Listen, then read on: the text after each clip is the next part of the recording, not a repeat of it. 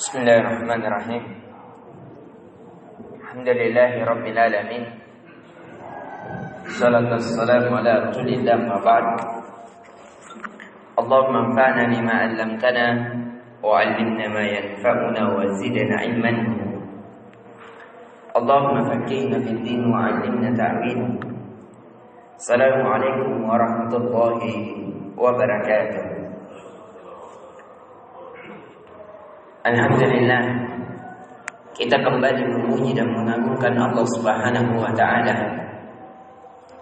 Disebabkan pujian dan pengagungan yang senantiasa menghampiri kita, kita dijadikan menjadi orang-orang yang terpuji oleh Allah Azza wa Jalla.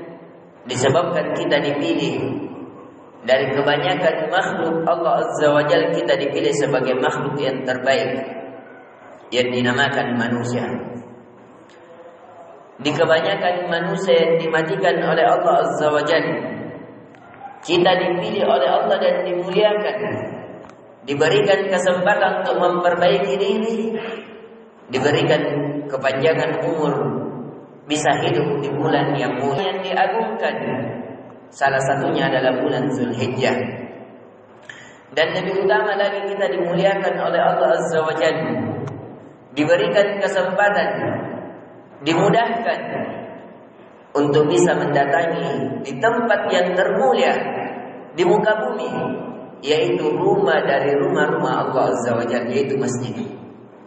Kemuliaan demi kemuliaan yang Allah berikan kepada kita, semoga bisa menjadi sebab, menjadi tanda bahwa Allah memuliakan kita.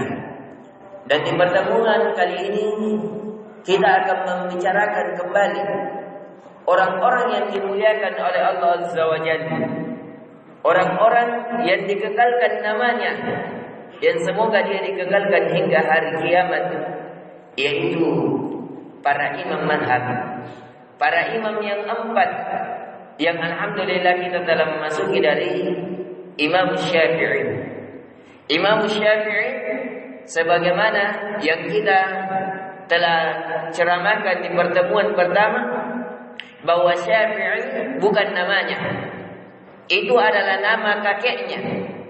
Namanya adalah Muhammad bin Idris, nama bapaknya adalah Idris. Syafi'i itu adalah nama kakeknya. Dan sebagaimana yang telah kita pelajari bersama, bahwasanya kakek Imam Syafi'i rahimallahu taala itu ketemu dengan kakek Nabi sallallahu alaihi wasallam. Jadi dia ada hubungan nasab dengan Nabi sallallahu alaihi wasallam, yaitu dari jalur Abdul Manaf. Dan sebagaimana yang telah kita juga kajikan, bahwa Imam Syafi'i itu dilahirkan di Palestina, di Gaza. Sebagian riwayat mengatakan di Asqalan, sebagian riwayat mengatakan di Yaman, namun ini pendapat yang lemah. Yang benarnya adalah di Gaza. Sebagian ulama sejarah mengatakan Gaza, dahulunya namanya Asqalan. Itu yang pendapat yang lebih benarnya. Dan Imam Syafi'i, mengapa kita memulai di hari Selasa? Karena Imam Syafi'i itu dilahirkan pada hari Selasa. Jadi Imam Syafi'i dilahirkan di hari Selasa. Sebagian riwayat mengatakan di hari kematian Imam Abu Hanifah. Tapi ini pendapat yang ada kelemahan di dalamnya. Yang benarnya Imam Syafi'i lahir di tahun yang sama, yaitu di tahun kematian Imam Abu Hanifah. Namun di harinya, walaupun sebagian dari ulama-ulama Mesir itu menguatkan bahwa Imam Syafi'i itu dilahirkan di hari kematian Abu Hanifah. Namun yang lebih rajihnya di antara keduanya, wallahu a'lam, Allah yang lebih mengetahui dalam perkara tersebut. Dan di pertemuan kali ini kita akan mempelajari lagi dari keutamaan Imam Syafi'i. Imam Syafi'i rahimahullahu ta'ala, di antara bentuk bahwa dia dimuliakan oleh Allah, itu telah lahir ciri-ciri keulamaan sejak kecilnya. Imam Syafi'i menghafal Al-Quran pada saat umur 7 tahun. Kalau mau melihat anak kita, siapakah yang anak kita akan menjadi pemimpin bangsa di kemudian hari, menjadi orang yang dimuliakan, perhatikan di masa kecilnya. Ada ciri-ciri dari kemuliaan yang Allah muliakan, sebagaimana dari Imam Syafi'i. Walaupun ini bukan ciri-ciri yang mutlak, bukan ciri-ciri yang mutlak bahwa dia akan menjadi sukses, akan tetapi diharapkan seseorang yang dijaga oleh Allah dalam agama dan akhlaknya dari kecil, itu diharapkan, bahkan sangat diharapkan, dialah yang akan menjadi pemimpin dunia di kemudian hari.